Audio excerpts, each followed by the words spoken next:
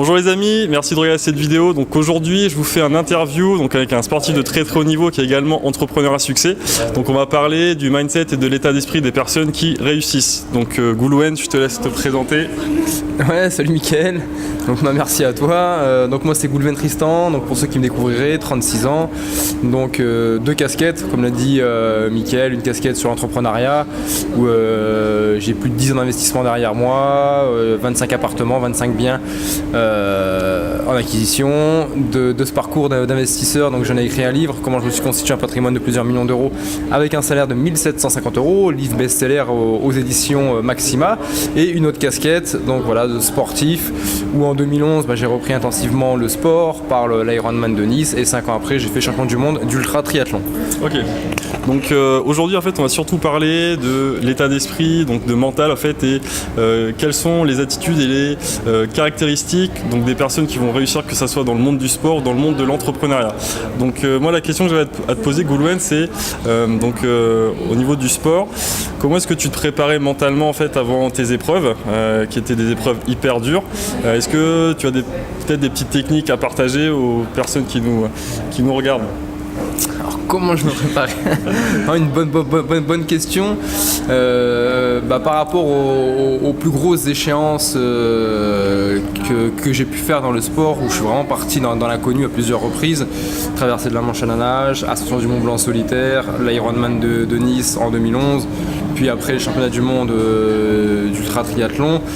Comment je me prépare? En fait, c'est une préparation. Je fais pas une préparation spécifique, vraiment spécifique par rapport à l'événement. C'est vraiment une préparation vraiment sur la longue durée. C'est vraiment un gros travail sur le mindset, sur l'état d'esprit, je soigne en fait comme tu le disais, mon épigénétique, les gens que je vais côtoyer. Je vais m'entourer des gens qui vont m'apporter de la valeur, qui vont m'apporter de la motivation justement à réussir ce que j'ai envie d'entreprendre, à réussir le Goulouen que moi j'ai envie de devenir.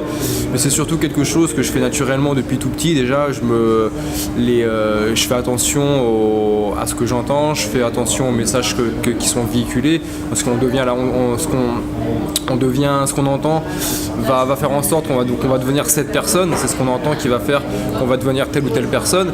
Et par rapport à ça, en fait, donc voilà, j'essaye de m'entourer des bonnes personnes pour me donner un maximum de chances de réaliser mes objectifs, mais surtout voilà, j'essaye de couper, de m'éloigner de tout ce qui va être source de pollution, c'est-à-dire les médias, les magazines, les journaux. Alors je regarde la télévision, je lis un peu les journaux, mais voilà, je prends pas au premier degré tout ce qui va m'être raconté, notamment en 2011 quand j'ai voulu me lancer dans l'Ironman de Nice, alors que je nageais que vulgairement à la brasse, que je faisais pas de vélo non plus. Voilà, il y a un magazine qui disait que pour faire un Ironman, il faut déjà avoir une certaine expérience en triathlon, il faut déjà avoir, ça va être 6 mois, 1 an de préparation pour faire un Ironman. Voilà, si j'avais dû écouter ces magazines et compagnie, je l'aurais pas fait, je serais jamais passé à l'action. Comment se préparer pour répondre à ta question? C'est déjà apprendre à se connaître. Donc déjà j'ai vraiment appris à me connaître, savoir pour identifier ce que je suis capable de faire, de pas faire. Donc déjà ça va me permettre de bien identifier la direction dans laquelle je veux aller. Une fois que j'aurai identifié cette direction dans laquelle je veux aller, donc il y a l'échéance de la compétition, comment se préparer mentalement. Déjà il y a plein de choses que j'ai, comme je te l'ai dit, c'est une préparation vraiment ça fait déjà plusieurs années que je me prépare. Donc déjà c'est un refus des excuses, c'est un refus de l'abandon. Donc déjà ça c'est 2 gros points positifs qui me permettent d'aller déjà plus loin que les autres, parce que les excuses, je sais plus ce que c'est. Voilà, demain vous me demandez de trouver une excuse, je vais devoir réfléchir, et comme j'aime pas réfléchir, ça va me fatiguer. Je préfère trouver une solution. Intellectuellement parlant, j'aurai plus de facilité à trouver une solution qu'une excuse. Donc déjà le fait de trouver que des solutions, d'enlever toutes les excuses, déjà il y a le champ des possibles qui s'ouvre à toi déjà. Déjà j'ai un champ des possibles qui est beaucoup plus large, qui est beaucoup plus large qu'une personne lambda qui va de temps en temps trouver une excuse. Donc déjà il y a ça. Et après moi je suis focus, ma préparation c'est toujours me mettre focus sur la ligne d'arrivée. Ce qui va se passer entre le point A et le point B, ça m'intéresse pas. D'accord. Je sais que je vais rencontrer des problèmes, mais mon focus je le mets uniquement sur ce qui va me raccrocher à la victoire, c'est-à-dire les points positifs. Traverser de la Manche à la nage, Ascension du Mont Blanc, Ironman 2011, Ultra Triathlon, il y a beaucoup de choses où j'avais peut-être 1% de chance de réussir. Mais ce qui m'intéresse, c'est ce 1% de chance. Moi, le fait d'avoir 1% de chance, je trouve ça chouette, c'est cool. Parce que je me dis que j'ai une chance de le faire. Voilà, c'est pas impossible, j'ai une chance de le faire. Donc je vais me raccrocher à ce 1%. Et c'est ce 1% qui va me permettre de réussir mon échéance. Parce que les 99% qui me donnent perdant, ça sert à rien que je m'y intéresse. À part, ça va me perturber l'esprit, ça va me dire que ils vont me dire que je vais pas y arriver, ça va. Et du coup, ça m'intéresse pas, donc je me raccorde à tout ce qui va me permettre de réaliser mon objectif ou de devenir la personne que je veux devenir. Donc ça passe par le refus des excuses, le refus de l'abandon, ou savoir réorienter ses voiles différemment. Voilà, encore une fois, faut être aussi intelligent dans ce qu'on programme, dans l'être qu'on veut devenir. Donc voilà comment je me prépare mentalement, c'est vraiment quelque chose que je fais maintenant depuis plusieurs années.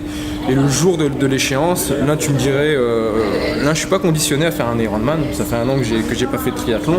Là tu me dis au pied levé, après l'interview on va faire un Ironman. Ouais, je te dis ok, mais il n'y a aucun problème, j'ai pas besoin de me dire attends Miguel, tu me préviens maintenant, faut que je me prépare. Non, encore une fois, les excuses, je sais plus ce que c'est. Donc oui, si j'ai le temps, si on a le temps d'aller faire un Ironman, si on a 12-14 heures devant nous, tu me dis tiens, il y a un Ironman à faire, que j'ai rien à faire, que j'ai rien de prévu, bah écoute, vas-y, on va s'éclater. Mettez un like si vous voulez qu'on fasse un Ironman ensemble avec non, je rigole.